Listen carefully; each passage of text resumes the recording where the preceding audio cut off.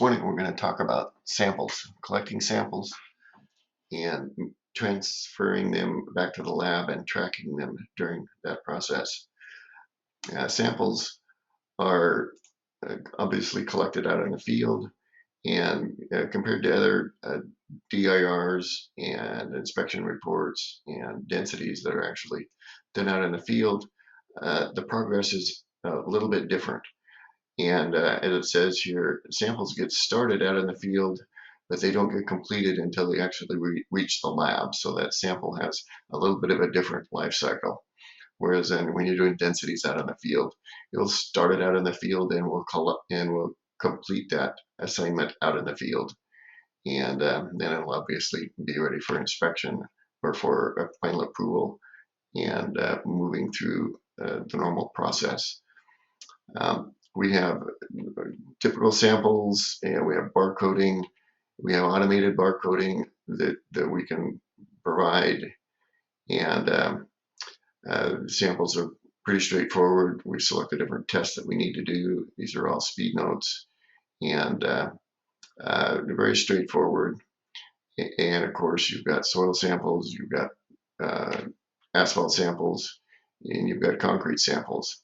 We're going to take a look at concrete samples that are a little different in that concrete samples generally have to stay out on site and can't be transported for 8 hours or an overnight or some time frame, so that somebody else has to come pick them up later. And so it's important to be able to track those and make sure they get picked up. And so we're going to look at a concrete pour, and of course the concrete pour information gives all the information about the concrete pour itself. And then within a concrete pour, we might have one or more different cylinder sets that are taken from that concrete pour. And of course each cylinder set then is started out in the field and then will be completed once it reaches the lab. But while we're in that process, we need to make sure we can get somebody out to collect these. And so we can, obviously we put in the location information about where these cylinders are stored out in the field. We can do a storage location marker on, in a map, and we can have the map. We can zoom right in so they can see where those show up and where they can actually find the marker. And of course, these out on a tablet, you just click the button and for here, and it'll take the geolocation of the device at that point in time. Or of course, you go out and you select it on the map and say, oh yeah, I might be sitting over here in my pickup truck, but they're actually stored right here. So we'll select that location and use that as the site for those. Now, also, if this particular technician is going to be coming out the next day, obviously he can pick them up and bring the cylinders back into the lab, or he can create an assignment for somebody else to go pick up those cylinders, and in that situation he'll create an assignment, and that assignment will obviously bring in the sample ID of the parent, and it could be that there's other cylinder sets that he's got in the same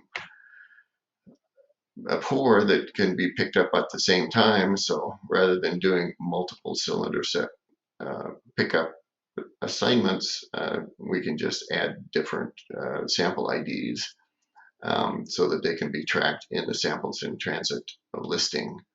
And of course, we can have the map markers here so that we can go in and see exactly where it is that we're storing these things, and make it a lot easier for whoever's picking those up.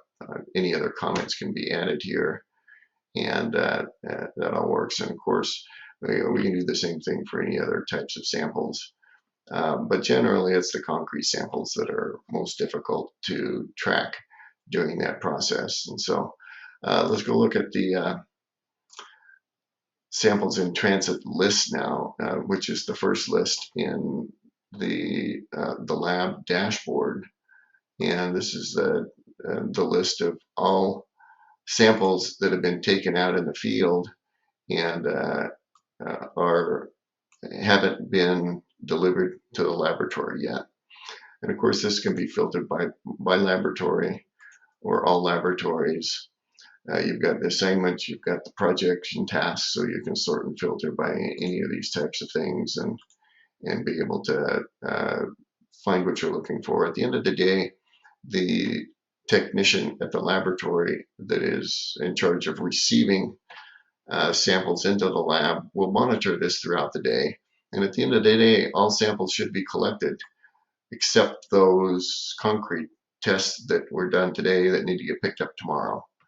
Those are the only things that should be on this list at the end of the day. And of course, if we filter by type, we'll see that we've got a column here that helps us identify that we got a pickup assignment out there to make sure these different concrete samples are picked up appropriately, who's going to pick them up, when they're going to get picked up, and the assignment that is associated with those. And gives us that information that we need to know, along with other information about sample information, descriptions, and all the stuff that you'd like to be able to see here. So and that's kind of how samples get collected, and we make sure that they get back to the lab. And then, and of course, once they get into the lab, we've got the tests get generated, and then they go to the to be completed list and then to be approved list. We'll cover some of the other processes at a later date, but that's how the samples in transit listing works for us. This listing is available for the technician's dashboard, so he can make sure that his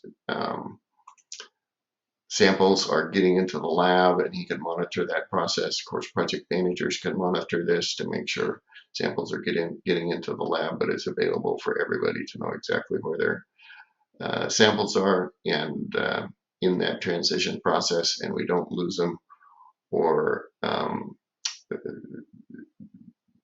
they don't get to the right lab that they're supposed to get to. Anyway, thank you for your attention, and we'll talk again next time.